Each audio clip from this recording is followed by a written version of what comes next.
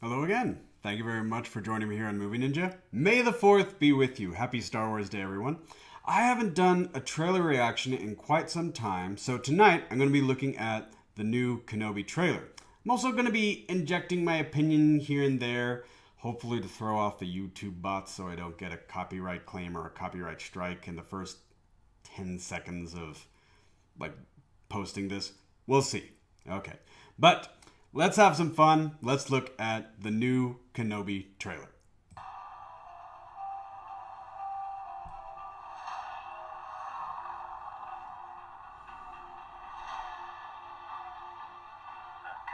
They're coming. Okay, just want to put this out here. These are the Inquisitors. This guy's general look just tells me oh, it's so boring here. It's just desert. Why? Why did they send me here? Anyway, okay. Let's get back to it.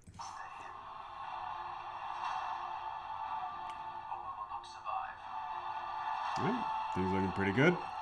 Oh! There we go! When the time comes, he must be trained, like you trained his father.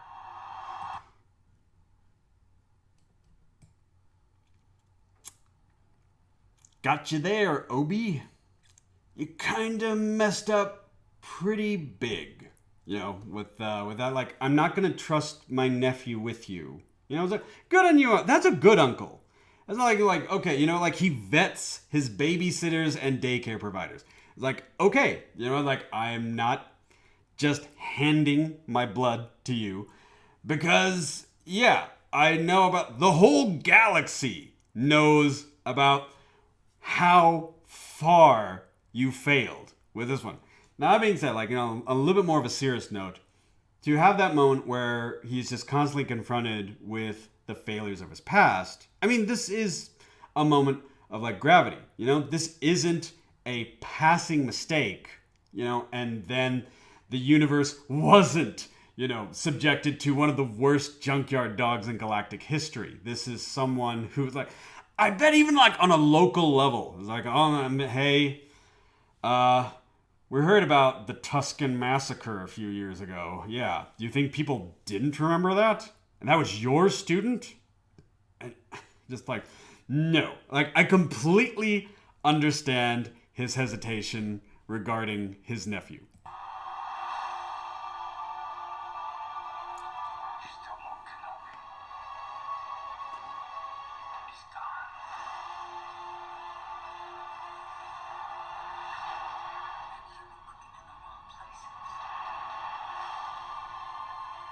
I want every lowlife and bounty hunter to squeeze him.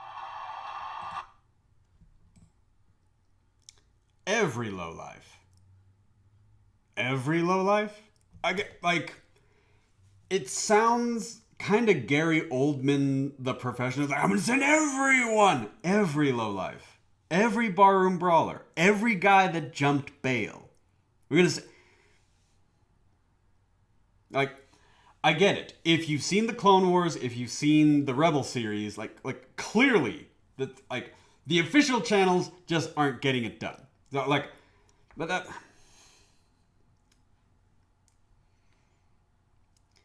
Why are nerds so hard to I think to myself, okay, it's just a line. It's just a line. It might just be for the trailer. It might not even be in the show proper. I would send every lowlife after him.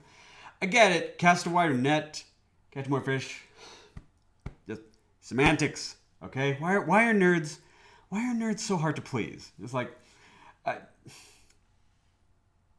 something occurs to me, even as I talk. I mean, usually the lower bidders do get the military contract. That actually is a real thing. It's you know what? It's this guy's gonna do this for 5 space bucks, 5 credits, versus galactic John Wick over here, who actually expect premium rates. Yeah, this is yeah, let's just send every lowlife after him. Okay.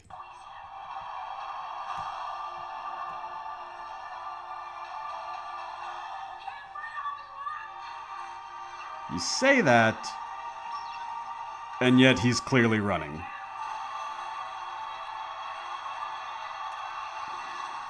Oh, wonder who this could be. Maybe it's just a stormtrooper with asthma.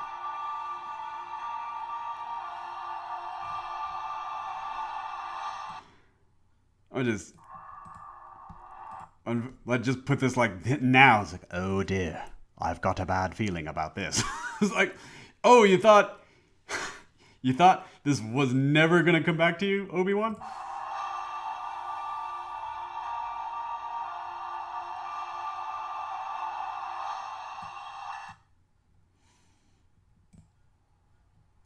So yeah, as far as the trailer goes, it looks good.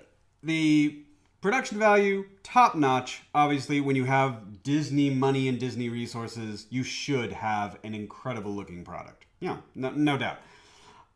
Some positives, like even though I make a few jokes here and there. Once again, production looks really good. Ewan McGregor, he looks really good. I mean, it looks like they just wrapped up Revenge of the Sith like last year or something. I don't know.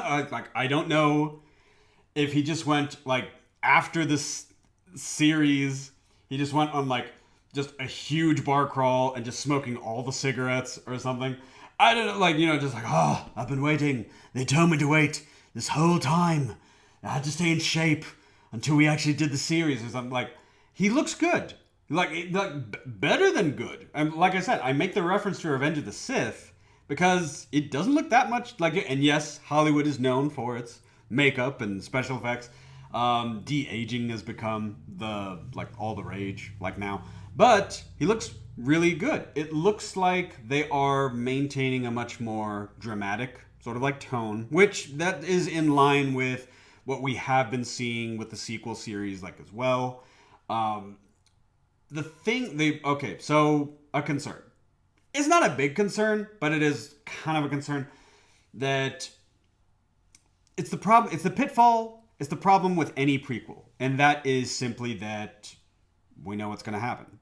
I mean, we know what follows this. We don't know exactly, because that one, titular moment, as for the people who don't know the full lore. And the thing is, there's so much now. You can come in, at any moment, and you might need a chance to catch up on things. It used to be there were 3 movies, then there were 6 movies, then there were 6 movies and a few TV shows, and then there were a few books and a few more books and an expanded tabletop RPG. There's so much that I think the newer fans will have the biggest, the newer fans will receive the biggest impact from this. Very similar to, if you had never seen a Star Wars movie before Rogue One, and then okay, this is our entryway. This is our entree, to this, wonderful, sumptuous, meal that is, Star Wars A New Hope. So, it will have impact for them.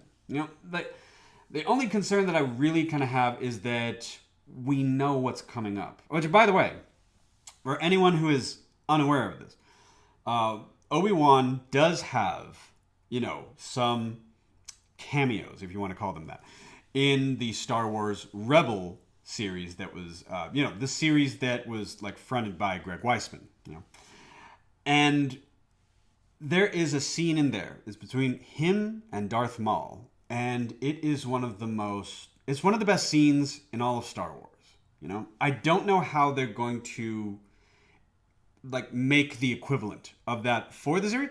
That's why you gotta watch it. They're gonna later this month on the 27th. So we got some time ahead of us to wait. But still, this is something that I think it will, once again, this will impact the newest fans. People that are just getting into the fandom, have maybe just seen the prequel trilogy, maybe. And I know that there are some people that they only watch the movies. They don't read the books, they don't play the games, they don't watch the TV shows, so they only watch the movies. So, okay, maybe this, this 6-part series will still have some new ground to cover for them. So, because we know what's coming. We know. But, so, all that being said, it still looks good. When actors play like roles like, when they play it too serious, like, you kind of just have to laugh. Like the Inquisitors have been failing for a lot. If you kept up with the series that this is, referencing, the Inquisitor have been failing a lot. So like that kind of like, oh, that passe. Like the Inquisitor that we saw like there at the beginning, who just looks bored. Well, it's probably because like he's been planet hopping for a while because they can't find him, and their performance reviews for that cycle are probably like looking really bad. Cycle, quarter, whatever you want to call the galactic sci-fi equivalent of a 4-month period. Just like, just it's like, okay, we're looking for him on this planet now. So I'm just like, okay. But anyways, overall, looks good. Is that all of that? Just like, yeah, it looks pretty good. I would look forward to this. So anyways, once again, what are your thoughts on this trailer? Have you already seen it? Do you have any theories for what they're going to cover? It seemed pretty black and white, just like in there. This is leading up to another like confrontation between master and former apprentice. But hey, it still looks good for what it is. Anyways, do you have your own thoughts and theories? Let me know in the comments section. And once again, thank you very much for joining me here on Movie Ninja. And may the 4th be with you.